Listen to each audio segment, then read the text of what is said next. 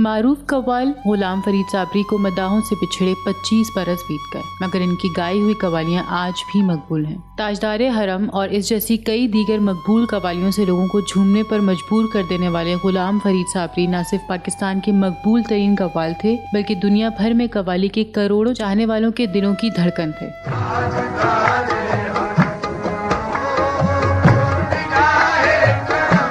गुलाम फरीद साबरी 1930 में हिंदुस्तानी रियासत मशरकी पंजाब में पैदा हुए। गुलाम फरीद साबरी अपने भाई मकबूल साबरी के साथ मिलकर कव्वाली गाया करते थे। 70 और 80 की दिहाई उनके उरूज का सुनहरी दौर था। उसी जमाने में उन्होंने भर दो झोली मेरी या मोहम्मद जैसी कव्वाली गाकर दुनिया भर में अपने फन का लोहा मनवाया।